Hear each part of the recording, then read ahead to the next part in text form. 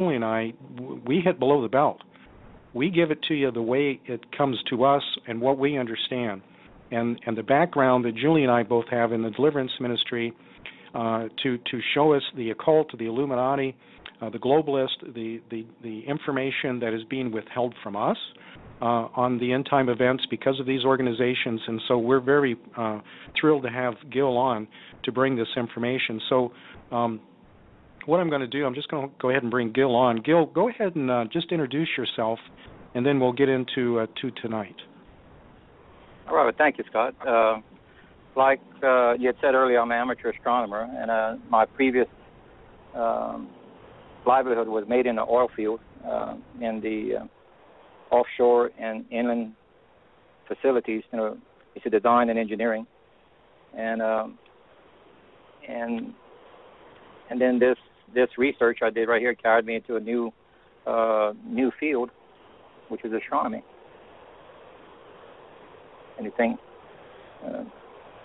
and that's how I came across this planet. I call it Planet 7X because it doesn't fit the total jargon that's put on the internet for sure. This started from a white paper report. The Chinese. This report is called the reevaluation of the Eastern and Western records of the supernova of 1054, and they clearly show that this is an object that moved through different constellations. The object that they saw, the supernova, actually occurred a few months earlier, and that what we had assumed was a supernova is not. It's a very large object that came through our solar system, and they observed it for, I think, 26 months. And from that, I was able to plot an orbit of it, and it shocked me. It ended up being on Earth's planetary plane, and it crossed Earth's plane twice. And it came in at around the end of August, circled the sun, and exited around the month of March, which is roughly about 150 to 152 days separation. And that 150 to 152 days sounded exactly what I read in the Bible in two different areas. The one about Noah's flood, where it rained for 40 days, and then after 150 days there was a great wind that passed. That after that wind he saw the water recede, which ancient languages fail to give us some of the details because we have many modern words which were not misexpressed in ancient languages. So with that great wind they're saying, I'm thinking that's a meteor impact that hit the Earth so severe that it knocked off actually 71% of our continental crust. And that coalesced into a moon between 300 to 400 years later. And actually the volume of the moon actually equates to the volume of our oceans. And so some of the math here lines up, which is quite incredible. And this document, it actually also helps prove out there's a little controversy between astronomy and physics. Like for a comet, astronomy says that the tail of a comet is ice particles, and the physicists are saying that the tail is plasma. So you can read the story about Joshua's long day, and whenever we run the same model during his time period, you see that Earth is going through the tail of the comet, and if it's plasma, that will cause a 12-hour delay. If it's water vapor, it won't. And exactly, there's additional text that says about an hour to 2 hours later was a meteor shower. Well, that's roughly what it would take if an object passed between the moon and the Earth about midway, and it was roughly 7 times the diameter of Earth, between 6.5 and 7.5. That's the time period it would take for it to reach the meteor shower, and for the meteor shower to end, which would be about 1 hour later. And for instance, there's another verification. If you look at Yeshua's sacrifice, it mentions a 3-hour eclipse. You can't have a 3-hour eclipse not on Passover, because the full moon is on the opposite side of Earth, and a solar eclipse by the moon can only give you, I think it's between 7 to 10 minutes long. And for it to be a 3-hour eclipse, it's automatically describing a third object, a very large third object. And you can also read in the text where there was quakes, earthquakes at the time. So there's evidence if we look for it. I was a skeptic about the general topic about Planet X, and I still am as far as that term going around. But I've accumulated data. I think there's 3 different scientific reports, the white paper reports. There's where they sent the NASA and the Pioneer probes. Then there's these biblical incidents, about 10 of them. If we look at this, there's I think 88 constellations, and all of the data is pointing to one, which is Sagittarius, and not just anywhere in Sagittarius, but on the ecliptic. Well, for that level of data to be lining up is next to impossible. It really points to we have a serious problem coming into our solar system. Are you there, Scott? Yes. You first referred to this as Planet X. Is this the same planet that everyone's talking about, but you're calling it 7X? Is that my understanding? Yes. Yes, because the parameters are different. It's not 3,600 years. It's closer. If you had to put a number to it, which this is not a stable orbit, it'd be closer to 360. See, if an object is coming to the angle of the solar system, there's hardly any type of debris that would for it to collide with that would cause an issue with its speed. But since this is on the planetary plane and all the moons and planets are potential objects in its way, it has collided with certain planets and moons in our solar system. This one object can clearly explain many of the anomalies that are in our universe. And this is a direct quote from Dr. Harrington from the Naval Observatory. He was the head Mr. Astronomer.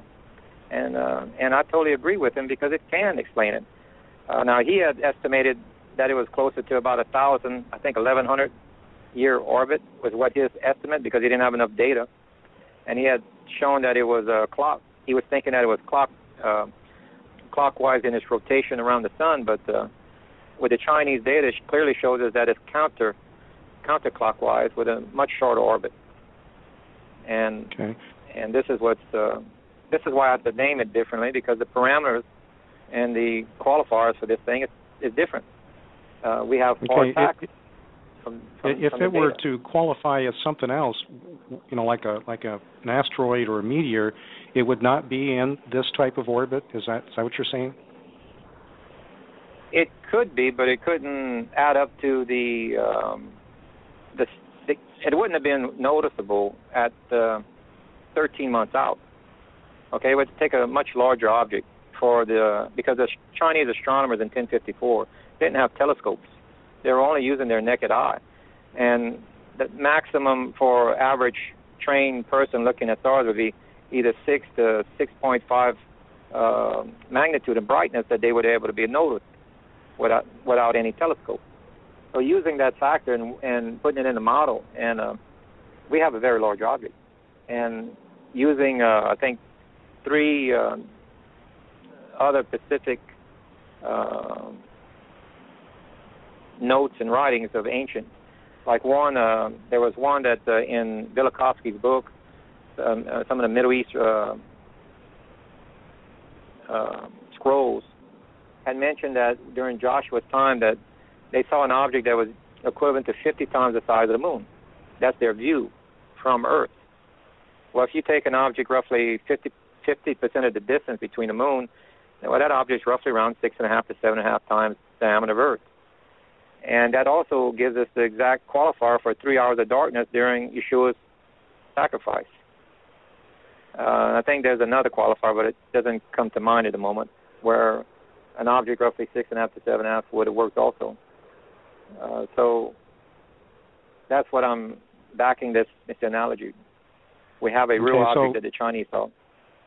If we can't see it with the naked eye, then can we see it with our telescopes or any of the other technology that we have, like on Mount Graham with the infrared scopes? I would think so. I mean, well, put it this way. If we reverse the model, that meant there's a date given in the book of Revelation 12:1, that alludes to a date because it's given us an astronomical lineup in the sky. It says the moon at the foot of Virgo with a crown of 12 stars. Leo is normally drawn 11. The 12th star is Jupiter. And the word sun there is not sun because you can't see the stars unless there's an eclipse. Okay, that word there is illuminated body, which is most commonly used in Hebrew. That illuminated body is actually this comet-type object. And the model shows that the tail is illuminating Virgo only. As the text specifically says, only Virgo is illuminated, not all the constellations, which the sun will illuminate all of them. But in the model, the tail is only illuminating Virgo because it's on the planetary plane of Earth. And when we go with that date and we reverse the model, it showed that it entered our solar system roughly about 2000. So telescopes should have seen it in 2000. Now, if we reverse it even further than that, we go back to 1992, around December, when NASA went quiet pertaining to Planet X and their space probes that was hunting for it. It places this object exactly between two of the probes, exactly at the same angle of distance between it. That's exactly what you would expect from an engineer plotting the orbit of two satellites from Earth if they knew an object was there. And that was roughly in 1992 into December. And so we should have seen it when it reached about 2000. But if you look at what's taken place since 92 or since 2000, since it entered our solar system, this one object would explain the severe weather patterns, the volcanoes, the earthquakes, the fish kills, the overactive sun. And one of the main things it would explain is the magnetic field of Earth that's moving at 12 times its normal rate. It takes usually another magnetic field to influence a magnetic field. And there's just a recent study, I don't have it in front of me, but a university had just made a printed article that, remember that laser finder that they placed on the moon to measure the distance? The moon has just now been measured at its most furthest point. It went way beyond its ever expected point. Okay, in its elliptical orbit. And that was just documented. They don't know why it went so far beyond its norm. The only thing that can move a moon like that is a gravity body. And as I mentioned earlier, there's two other white paper reports. There's one from UL that mentioned that the study of comets, and I forgot how many they've studied, like over 100, I believe, and they found something like, I think 20-something comets where the orbits were disturbed by unknown gravity. This was also confirmed in an independent study in the EU by John Murray. And this is the same area of space in Sagittarius. Sagittarius is the same area where the Pioneer and Voyager probes went. Sagittarius is the same area where the Chinese, the Japanese astronomers, and the Korean astronomers saw this object coming from. There's only 88 constellations. How is it that all the data is pointing to one? We have a real object. It was seen by the Chinese, Korean, and Japanese astronomers. We have a plot of its orbit. Now we just have to figure out when it's going to arrive, but we have all the precursors of an inbound planet. if you clearly look at what's going around us. There's only one common denominator that explains all of this. Now, I noticed you mentioned supernovas. What in relation is that for those of us that are not into astronomy?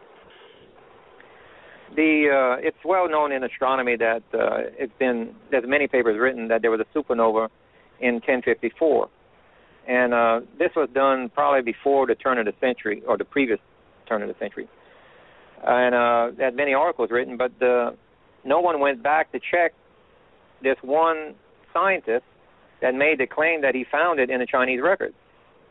And when they went back in modern times, there was 2 papers written on this. He either fudged the numbers, if you wish to say, or his interpreter was bad, one of the two. But this object moved through multiple constellations. Supernova cannot move; it's stationary. It'll always be in the same constellation. So if you look back in the records just a few more months, that's when the supernova happened. But a supernova has never been documented to be visibly seen for 26 months. This has never been, if you look at it carefully. This is a very large comet-type object. And the visual perspective depends on how close it is. It's relative to the position of Earth.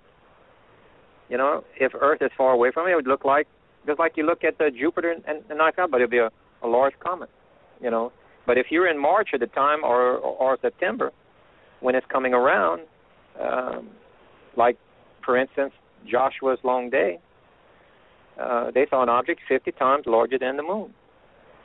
This also explains, remember in Hezekiah's time, it is documented worldwide that the calendar at one point was 360-day year.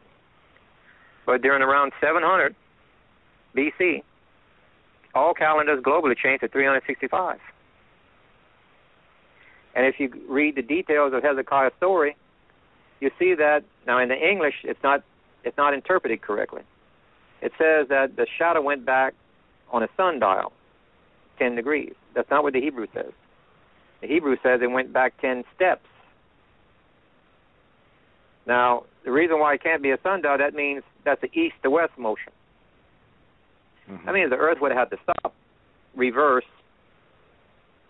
stop again, and pick up speed 3 or 4 times to come back to its original time, because there's no mention of a delay in, it's an extended day. But if you use steps and face it south, you will see that the Earth tilted. The object came close enough to Earth. They attract like 2 magnets. They tilt to each other 26 to 28 degrees. And I've found this tilt at least 3 times already in history. And that tilt caused the shadow to go backwards on the steps and then forward again. And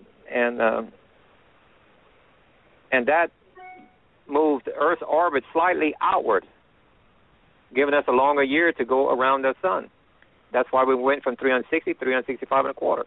And that's documented globally in almost every culture. This is a logical explanation of that.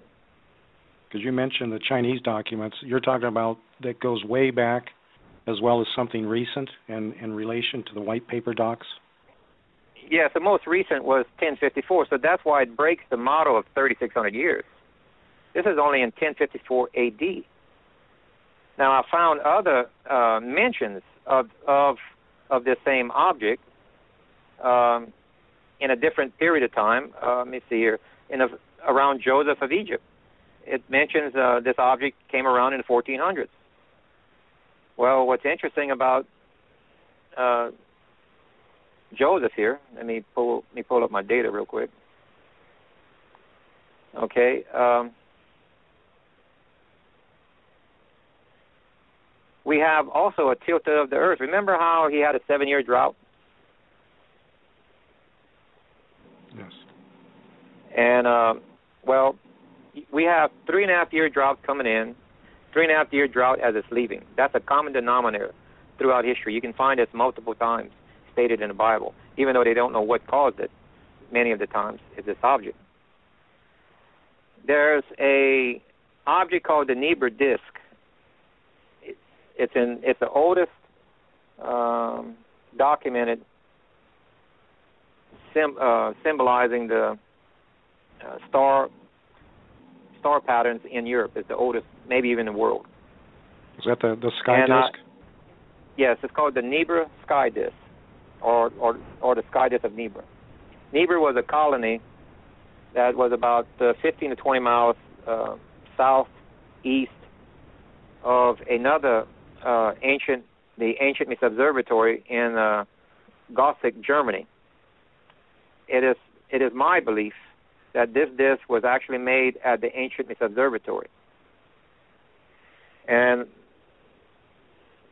if we look at the star patterns, because I disagreed with the official findings of it, they were putting it outside the Bronze Age. Some of these professors were. And if we look at it closely, we can, and I explained each part of it. But what the disk is showing is that there was a total eclipse without the moon being involved, because the moon is shown to the right of it, and it shows planets and constellations, which we were able to identify. And with the arrangement of the planets the way it's shown here, gives us a date in astronomy software, 1810 BC, April. Now, if we compensate from the 360 to 365 day issue between Hezekiah, which was in 700 BC, we have to subtract 16 years from that. That gives us April 6, 1794. Well, that puts you smack dab where Joseph of Egypt's drought was. And this was the same object that they were documenting in Germany at the time, when Joseph was in Egypt. And this shows that they had about roughly a 3-hour eclipse. And remember how Joseph had a dream at age 16 that he said he saw the sky bow to him? He said he had 11 stars, which is Leo, and the sun and the moon bowed to him. Well, this was when he was 40 years when he was 40 years old in Egypt. It actually happened. And I can prove to you that because of the way this thing passed, that the Earth actually tilted 26 to 28 degrees, and the skies bowed to him literally because of the Nibiru disk. Because you cannot see the constellation on that Nibiru disk called Mr. Orion from that latitude at that time of year, framed with Gemini to the left and Capricorn to the right. You have to have a latitude of Luxor, Egypt. And guess what? That's 26 to 28 degree tilt. And the constellation Mr. Orion is shown during April on that disk, and it cannot be seen normally from the latitude of Germany. It's proving a tilt happened. With this kind of information that's showing the issues on the planet prior, why is NASA or any of the other governments not bringing this to the public eye? What do you think's going on? Well, if you do a little research, number one priority for government is to protect markets. Without markets, they don't have government revenue to be able to do any good for the people if they wish to. So, number one, they have to protect the markets. So would they really announce such a thing coming in? Not yet, anyway. Matter of fact, it lines up with, you remember Jonah, the story of Jonah? Jonah happened in the same time as Hezekiah, about 40 days earlier. He was in Nineveh, and Hezekiah was in Jerusalem. He gave a 40-day warning to Nineveh. Now, Nineveh, why is it, what's interesting about the story of Jonah is what's not being said. There was no miracles that Jonah performed. Why is it he just went in there and said, look, your doom comes in 40 days? And then they all repent, even the king? Try that today and tell me what sort of results you get. The reason why he got results was because when you look at the model, at 40 days, this is coming around the sun. It's clearly seen from Earth at 40 days. Because they already saw the pre-signs. They saw fish kills, probably, volcanoes and earthquakes, and changing in the seasons. And they want to know what was wrong, what was going on, because they were very in tune with the seasons at the time and their surroundings. They knew something was wrong. So the only thing Jonah had to do is just point to the sky. See this object? Your doom comes in 40 days. So basically what that story is telling us is the government is really going to be telling us, give us a warning only about 40 days. That's what the general public will have. Before that, they'll tell you it's a comet. And this, when you see a comet that's on the ecliptic coming out of Sagittarius, and the last time we'll see it at night would probably be in December, around Hanukkah. After that, it starts switching to the daytime skies, and you'll see it mostly in the daytime skies after that point. I remember you mentioned something in another program about solar sails that may have been launched by NASA in an attempt to possibly block any visual view of that. Could you kind of explain that a little more for the people? Well, there was less people with telescopes, and the telescopes maybe weren't quite as good. They may have used a solar sail because I saw that they had one built in the mid-'90s, but there's no record of them launching it. Now, if you're going to go through the process of building it, and it's about half the size of a football field, what was it used for then? And so they may have used that at the beginning, but as far as right now, a solar sail would not be able to be enough to cover it.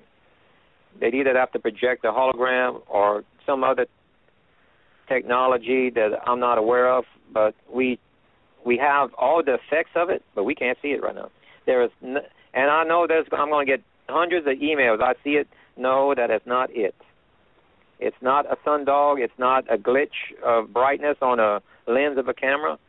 Everything that I've seen right now is not a valid sighting of this planet.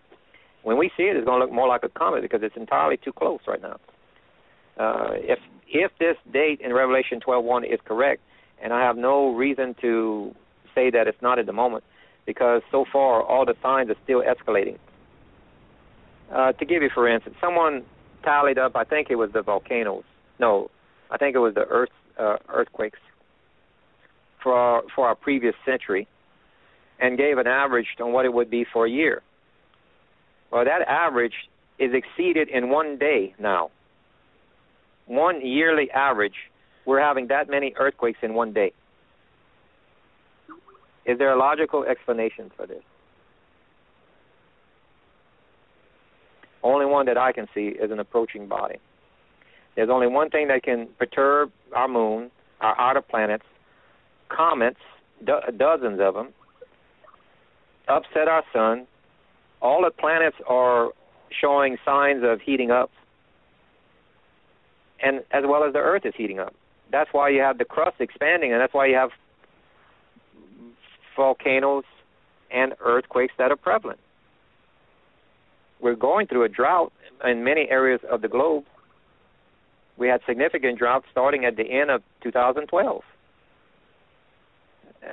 And guess what? 3.5 years later, that ends up with the date of March 2016 as the Bible is giving. I didn't give the date. I'm just interpreting what they're showing as a date, because they didn't have a Gregorian calendar. The only way they could give us a date was using stars. And to tell you the truth, it's impossible for man to give us that date at that time period. This was given to us over 2,000 years ago. Constellation shifts over about 1,800 years.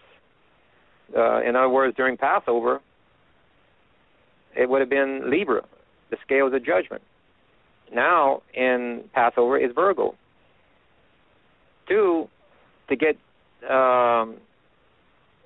Jupiter there, Jupiter has an orbit of 11-point-something years, cycle. Then the moon is 29.5 days, I believe. But then the tilt of the moon is 11 years, I believe. If you put all these factors together, then you needed to get at least 4 decimal places of accuracy to predict that date in Revelation 12:1. Now, how can we say they did this 2,000 years ago when a zero and a decimal place didn't exist yet? I was curious about some of the dates that I had gotten from some of your past shows, Exodus, Jacob's Troubles, and so forth. Why would the rotation or its appearance change? Is it because it's affected by other planets? It runs into other things, like you were saying?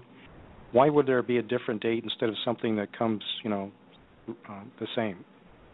My research is still going on. I publish as I have new information. I'm about to possibly make a video on to better explain that. And I have a key factor there. It was the exodus. What happened was we have a destroyed planet. If you use Fibonacci sequence of numbers using 3, that basically equals out the spacing of the planets. It tells us we should have a planet where the asteroid belt is. Right now we have a remnant of a planet called Ceres with a bunch of debris. That used to be now scientists would say that's either, there's only 2 conclusions to that. It's either a malformed planet that never coalesced into, or it's a destroyed planet. I lean to it's a destroyed planet, and it was destroyed by a head-on collision by an object bigger than it, which was planet 7X. When it came in and hit Ceres, it slowed planet X forward motion by 1/20th of its normal speed. That gave us 3 days of darkness listed in Exodus and many of the other points in Exodus. Remember the 3-hour eclipse during Yeshua? That's doing its normal speed. The Exodus was 3 days of darkness. It was formed, but its forward speed was slowed down by 1/20th. Then, if you look at the next event, which was Joshua's long day, it was only 52 years later before it came around, because it didn't have the momentum or the speed to carry it into deep space. So once it lost its forward speed, it just turned back around again. The gravity of the sun is pulling it back. So it pulled it back. 52 years later, it came back around. That was Joshua's long day. Then it went on to what Job's trouble. If you read about Job's trouble, it's fiery hail that destroyed his flock and his shepherd. And a great wind from that destroyed a house that his kids were in and killing all of his children. That happened 131 years later. At the same time of Job's trouble was Ruth and Naomi. They had mentioned a serious drought. They had 10 years of drought. Remember, this object is moving slower. Instead of 7, they had 10. Then 290 years later was the difference that King David and Saul had. Saul had 3.5-year drought at the end of his reign. David had 3.5-year drought at the beginning of his reign. That's 7. And the next year after that, it became its normal orbit. Roughly 358 years after that point was the next one that brought us to Hezekiah. So you have a progression.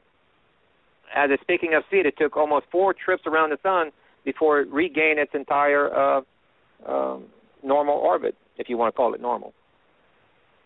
And if you look at, you can tell that we know something plowed into Pluto. It's at a very steep orbit, yet it used to be a moon of Neptune. Then we have 2 debris fields trailing and one ahead of Jupiter. Something was destroyed there. Whether it's moons of Jupiter or something else, but something was definitely destroyed there. They're in groups. Then we have Mars.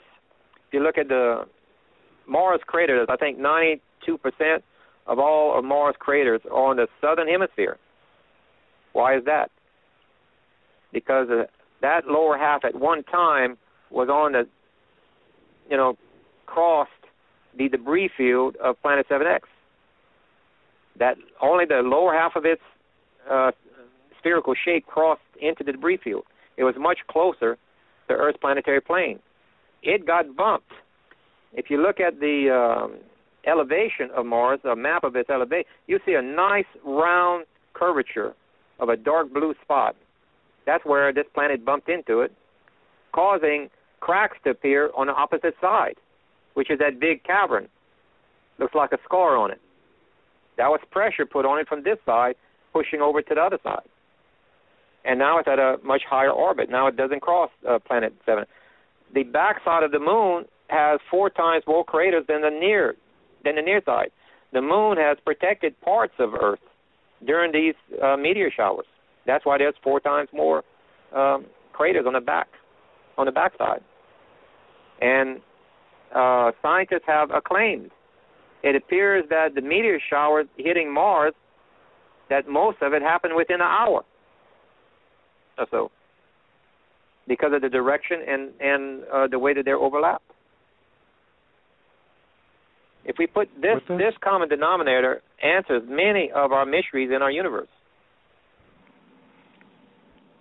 and biblical mysteries. It does look that way, and since it looks this way and has a great deal of a potential to be absolutely accurate, has there been any attempt to quiet you up?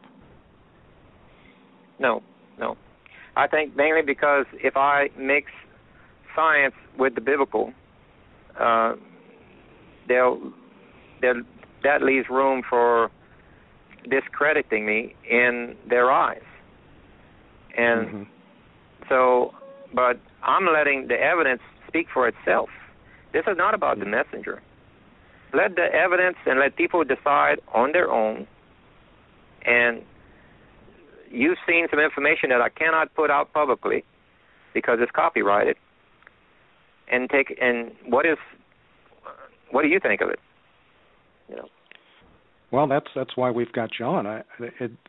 Just like you said, when you put the evidence in front of the people, let them make the decision. And that's exactly what Julie and I do. In fact, I want Julie to come on here now, and I know she's got some questions. But, this is so important. It's so important for those who are Christians to understand that we're running out of time. We already know that.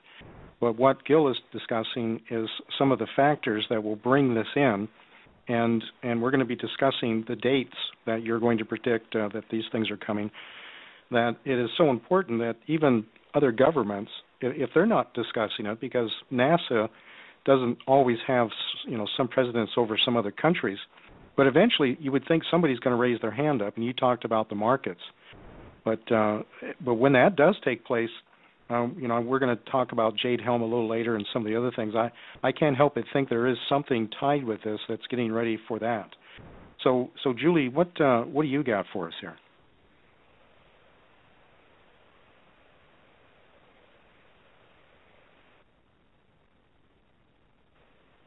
Can you hear me? Yes, go ahead. Yes. Okay. Certain times of the year, he would notice as a deputy sheriff that people were acting very, very weird.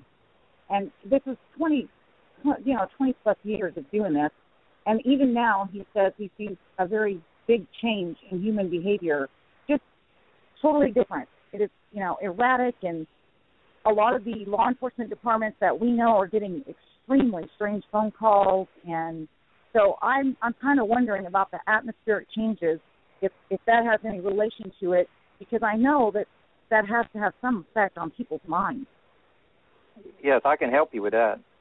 See, I had an uncle. He was in the police force, and I had a wife and a mother-in-law and a sister-in-law that were also nurses.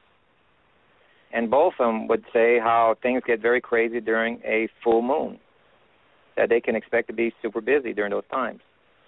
And I even related that to the stock market. I was able to see the trends in the stock market because it's associated with the emotion factor. If you want to call it gravity, I don't believe the gravity of the moon is affecting us to that level.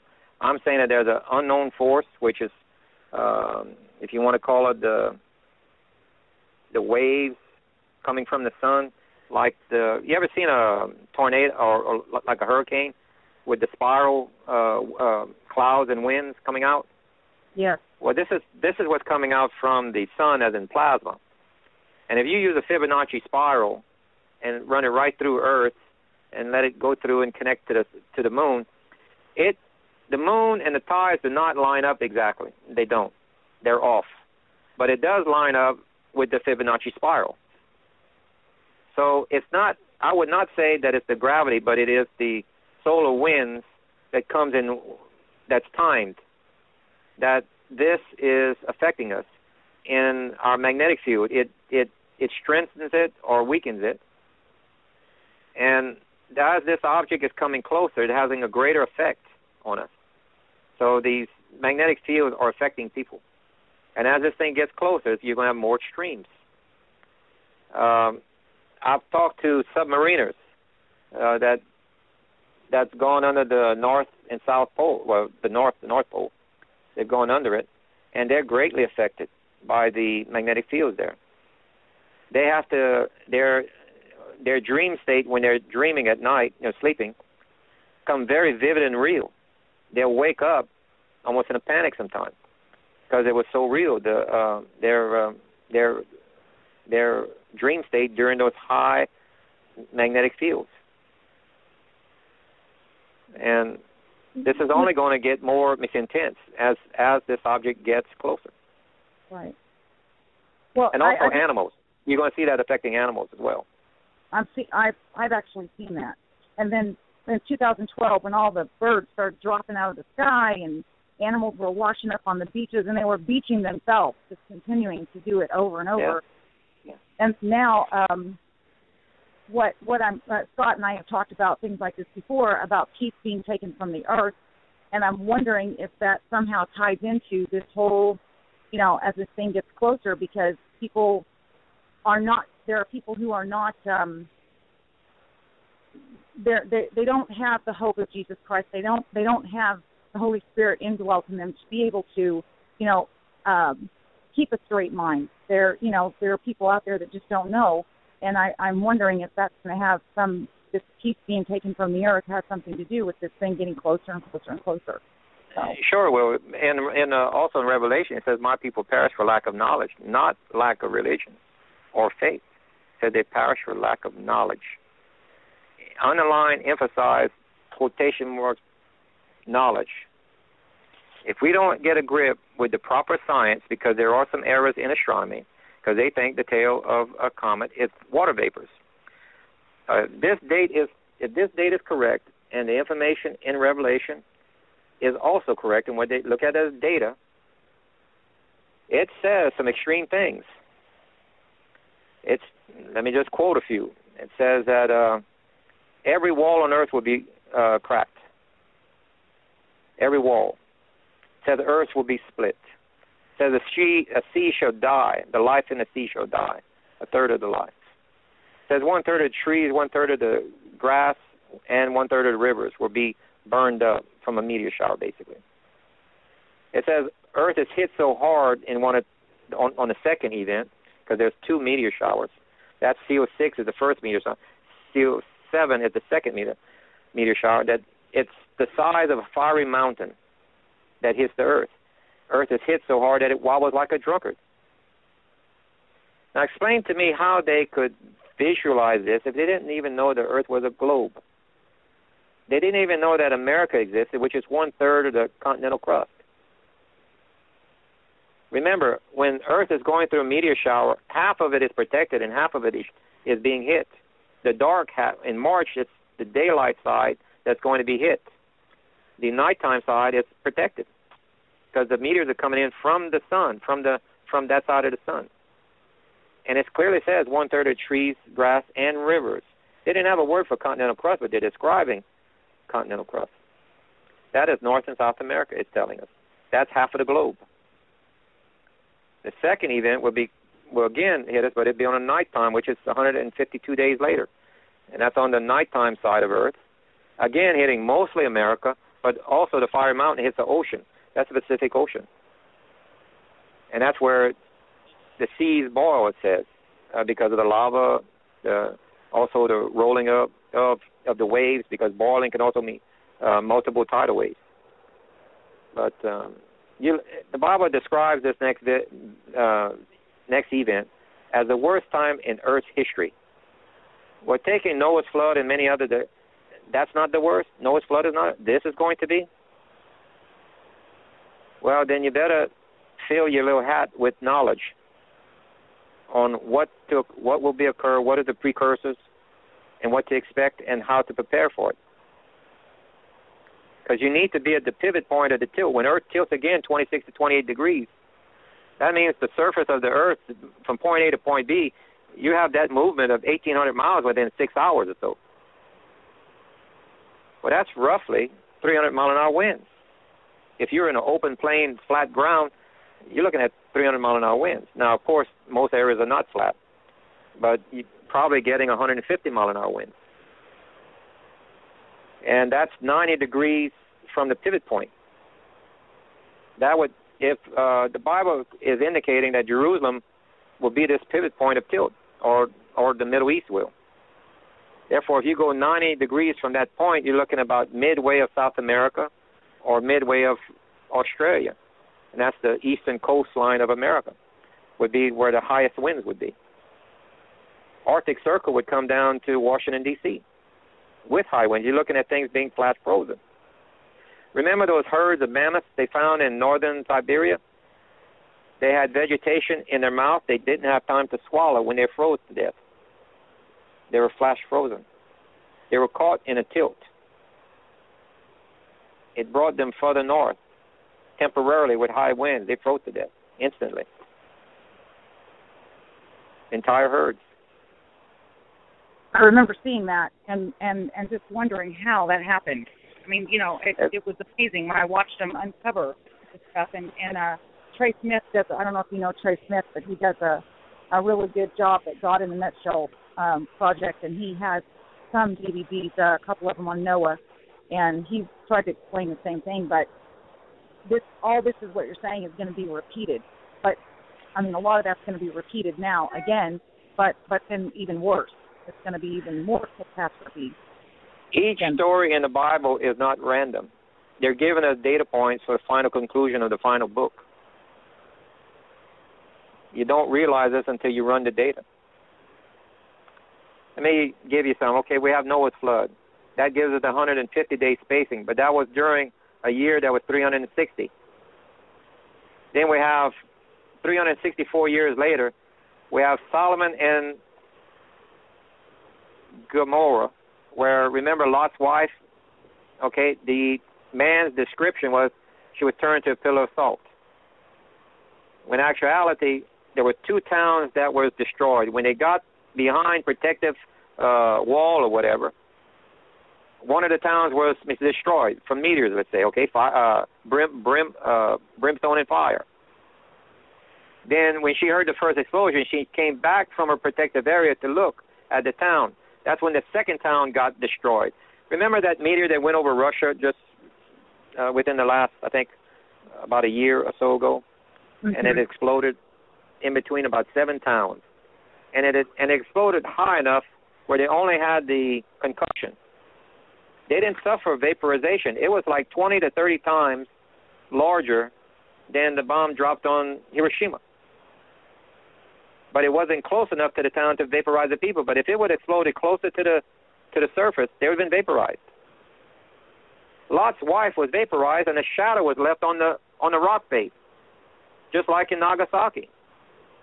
So when ancient man came around and tried to describe what they saw, they say, look, God turned it to a pillar of salt. This was during the same time frame as the Tower of Babel. And the ancient Talmud gives us a little inkling of historical records pertaining to this that says the top was burned. Well, how can you burn a brick structure? A stone structure. They said the top was burned. The base was sunken into the sand. That's liquefaction from the earthquakes.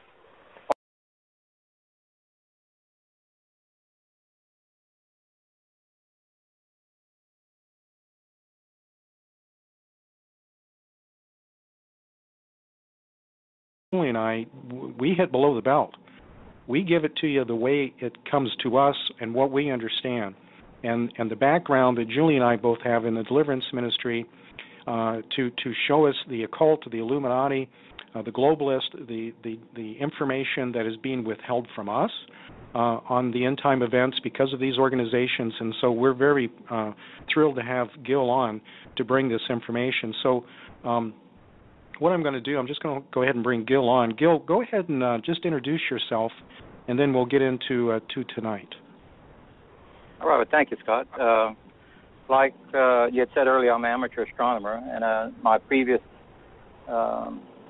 livelihood was made in the oil field in the offshore and inland facilities. You know, it's a design and engineering, and then this research I did right here carried me into a new field, which is astronomy. Anything? And that's how I came across this planet. I call it Planet 7X, because it doesn't fit the total jargon that's put on the internet for sure. This started from a white paper report. The Chinese. This report is called the reevaluation of the eastern and western records of a supernova of 1054, and they clearly show that this is an object that moved through different constellations. The object that they saw, the supernova, actually occurred a few months earlier, and that what we had assumed was a supernova is not. It's a very large object that came through our solar system, and they observed it for, I think, 26 months.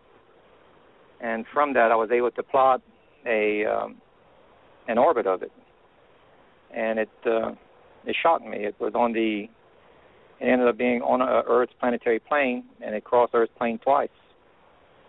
And it came in at around the end of August, circled the sun, and exited around the month of March, which is roughly about 150 to 152 days separation. And that 150 to 152 days sounded exactly what I read in the Bible in two different areas. The one about Noah's flood, where it rained for 40 days, and then after 150 days there was a great wind that passed. That after that wind he saw the water recede, which ancient languages fail to give us some of the details, because we have many modern words which were not misexpressed in ancient languages. So with that great wind they're saying, I'm thinking that's a meteor impact that hit the Earth so severe that it knocked off actually 71% of our continental crust. And that coalesced into a moon between 300 to 400 years later. And actually the volume of the moon actually equates to the volume of our oceans. And so some of the math here lines up, which is quite incredible. And this document actually also helps prove out there's a little controversy between astronomy and physics. Like for a comet, astronomy says that the tail of a comet is ice particles, and the physicists are saying that the tail is plasma. So you can read the story about Joshua's long day, and it's whenever we run the same model during his time period, you see that Earth is going through the tail of the comet, and if it's plasma, that will cause a 12-hour delay. If it's water vapor, it won't. And exactly there's additional text that says about an hour to 2 hours later was a meteor shower. Well, that's roughly what it would take. If an object passed between the moon and the Earth about midway, and it was roughly 7 times the diameter of Earth, between 6.5 and 7.5. That's the time period it would take for it to reach the meteor shower, and for the meteor shower to end, which would be about 1 hour later. And for instance, there's another verification. If you look at Yeshua's sacrifice, it mentions a 3-hour eclipse. You can't have a 3-hour eclipse not on Passover, because the full moon is on the opposite side of Earth, and a solar eclipse about a moon can only give you, I think it's between 7 to 10 minutes long. And for it to be a 3-hour eclipse, it's automatically describing a third object, a very large third object. And you can also read in the text where there was quakes, earthquakes at the time. So there's evidence if we look for it. I was a skeptic about the general topic about Planet X, and I still am as far as that term going around. but I've accumulated data. I think there's 3 different scientific reports, the white paper reports. There's where they sent the NASA and the Pioneer probes. Then there's these biblical incidents, about 10 of them. If we look at this, there's, I think, 88 constellations, and all of the data is pointing to one, which is Sagittarius, and not just anywhere in Sagittarius, but on the ecliptic. Well, for that level of data to be lining up is next to impossible.